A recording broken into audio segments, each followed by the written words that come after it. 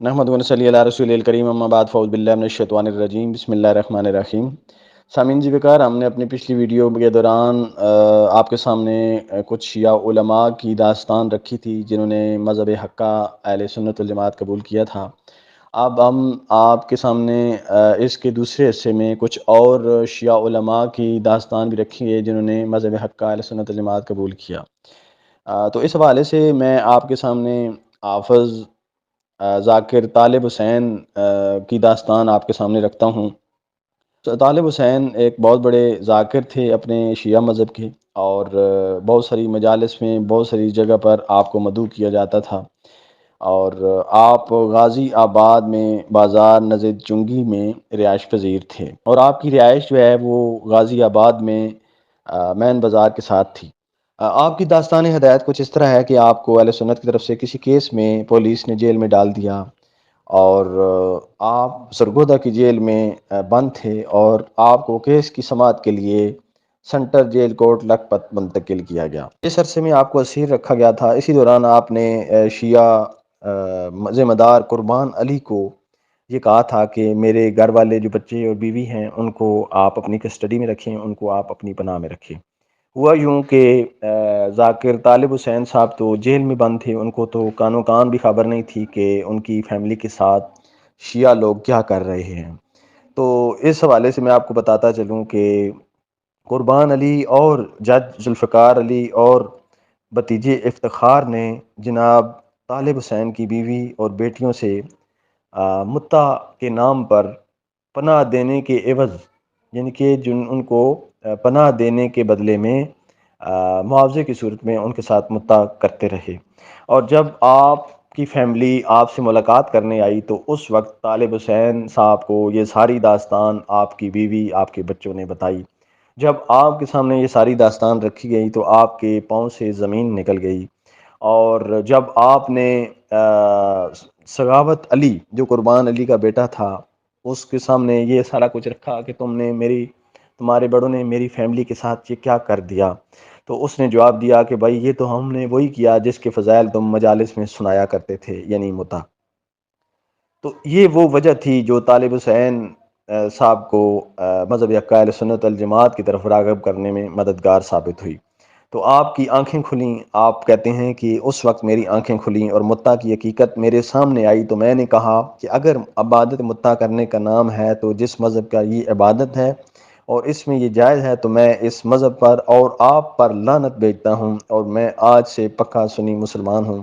تو طالب حسین صاحب نے کہا کہ میں اس روز سے شیعہ مذہب کو ہمیشہ ہمیشہ کے لیے چھوڑ کر سنی مذہب ہو گیا، اور کلمہ پڑھ کر آپ ایمان لے آئے۔ دوبارہ شیعہ کرنے کی کوشش بھی شیعہ لوگوں نے کی ہے، کیونکہ آپ نے ان لوگوں کو خدشہ تھا کہ جو ہی آپ جیل سے باہر آئیں گے آپ نے ساری حقیقت واضح کرنی ہے، جس کی وجہ سے اور بھی کئی شیعہ لوگ سنی ہو جائیں گے۔ تو اس صورت میں آپ کو دوبارہ شیعہ کرنے کے لیے پروگرام بنایا گیا۔ آپ نے اپنے موقع پر ڈٹ کر مقابلہ کیا، اور آپ کو جو دھمکیاں دی گئیں اس کے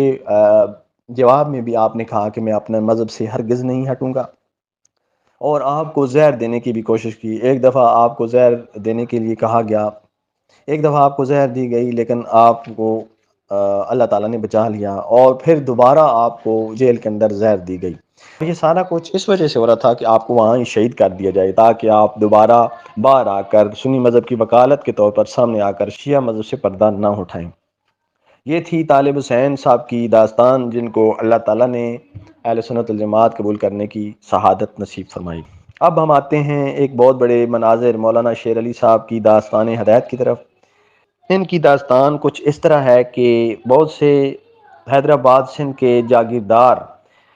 جن کے مزار اہل سنت تھے، اہل سنت پر ظلم ان کی طرف سے ہوتا رہا، اور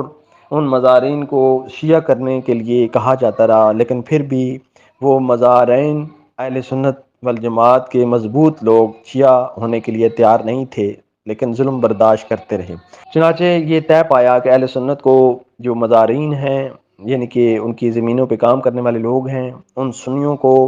مروب کرنے کے لیے، قائل کرنے کے لیے، متاثر کرنے کے لیے ایک مناظرہ رکھا جائے، تاکہ اس کے اندر ان کو قائل کر کے سنی بنایا جا سکے۔ تو اس صورت میں اہل تشیع کی طرف سے مولانا شیر علی صاحب مناظر طے پائے، اور اہل سنت کی طرف سے علامہ حضرت پیر قطبی شاہ ملتانی جو ہے نا وہ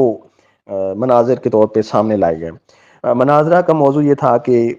ایمان اصحاب ثلاثہ، شیعہ کا یہ دعویٰ تھا کہ وہ مسلمان نہیں ہے، جبکہ اہل سنت نے ان کو مسلمان ثابت کرنا تھا۔ تو اس گفتگو میں جو متاثر کن چیزیں سامنے آئی ہیں جس کی وجہ سے مولانا شیر علی شیعہ عالم نے سنی مذہب قبول کیا، وہ یہ تھیں۔ پیر قطبی شاہ صاحب نے سوال کیا کہ اصحاب ثلاثہ صرف دو زمانے دیکھے، یعنی کہ اصحاب ثلاثہ نے صرف دو زمانے دیکھے، نبی کریم صلی اللہ علیہ وسلم کا زمانہ اور مولا علی کرم اللہ وجہہ کا زمانہ۔ اگر اصحاب ثلاثہ ابو بکر، عمر، عثمان مومن نہ تھے اور کافر تھے تو کس زمانے میں؟ مولانا شیر علی شیعہ عالم نے جواب دیا، یہ لوگ نبی کریم کے زمانے میں تو مومن تھے اور رسول اللہ کے بعد حضرت علی کے زمانے میں منافق بن گئے، نعوذ باللہ۔ علامہ پیر قطبی شاہ صاحب نے بہت زبردست جواب دیا۔ آپ فرماتے ہیں کہ 28 پارہ سورہ تحریم کی آیت، یا ایھا النبی جاہد الکفار والمنافقین، اے نبی کفار اور منافقین سے جہاد کرو، تو اپنا مدعا ثابت کریں کہ کیا حضرت علی نے اس آیت پر عمل کیا؟ کیا آپ نے اصحاب ثلاثہ کو منافق سمجھ کر ان سے جنگ کی؟ اس کے جواب میں شیر علی صاحب کہتے ہیں کہ ہماری اصول کافی میں موجود ہے کہ رسول اللہ نے وصیت کی تھی کہ آپ کسی سے جنگ نہ کرنا، تقیہ کرنا، صبر کرنا۔ اس کے جواب میں مولانا قطبی شاہ صاحب فرماتے ہیں، واہ سبحان اللہ، مولا علی شیر خدا موت تک معمور وصیت تھے تو 12 جنگیں حضرت امیر معاویہ رضی اللہ تعالیٰ عنہ سے کیوں لڑیں؟ مولانا شیر علی شیعہ عالم اس کا جواب دیتے ہوئے رنگ بدلتے ہوئے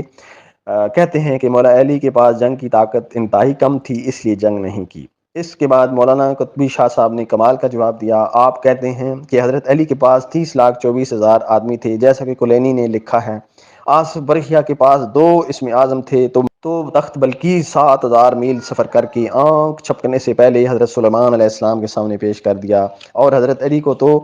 72 اسم اعظم پڑھائے گئے تھے۔ پیر قطبی شاہ صاحب نے دوسرا جواب یہ دیا کہ جناب سلیمان علیہ السلام کی انگوٹھی جس کے جن پری اور پوری کائنات تابع تھی، وہ بھی تو مولا علی کے پاس تھی۔ یہ شیعہ عقیدے کے مطابق تھا۔ کیا ایسی طاقت سلیمانی کے ہوتے یہ بھی کمزور تھے؟ اس کے بعد مولانا شیر علی جو شیعہ عالم تھے ان دلائل سے بہت مرغوب ہوئے اور بہت متاثر ہوئے، لاجواب ہوئے۔ یہ بات کرنے کی دیر تھی کہ ہزاروں کی تعداد میں اس اجتماع کے سامنے مولانا مناظر شیر علی صاحب مبہوت ہو گئے اور دل پر انوار ہدایت وارد ہونے لگے، اور ایک دم اعلان کر دیا کہ میں جھوٹے مذہب شیعہ سے توبہ کرتا ہوں۔ آپ نے مولانا شیر علی صاحب نے مذہب اہل تشیع سے برات کا اعلان کر دیا اور آپ نے سنی مذہب قبول کر لیا، اور سنی مذہب قبول کرنے کے بعد آپ نے 79 عقیدے شیعہ مذہب کی بنیادی کتابوں کی روشنی میں مستند اور محکم دلائل کے ساتھ لکھے، جس میں شیعہ کتب کے بینہ عبارتیں اور ان پر مرتب ہونے والا نتیجہ مختصر لفظوں میں بیان کیا۔ اس کتابچے کا نام حقیقت مذہب شیعہ رکھا گیا۔ اس حوالے سے میں آپ کو بتاتا چلوں کہ اسی کتاب کو لے کر معاویہ کالونی فاروق آباد کے اندر محمد سرفراز اور غلام عباس جو 10ویں جماعت کے طالب علم ہیں، ان کو عبدالستار جس کا تعلق ASC سے ہے، نے ایک عدد کتابچہ حقیقت مذہب شیعہ، یہ جو مولانا شیر علی صاحب نے لکھا تھا،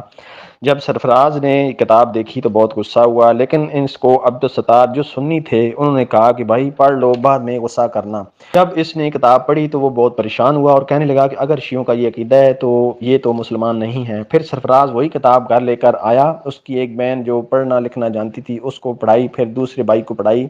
وہ بھی بالآخر سارے مسلمان سنی بن گئے۔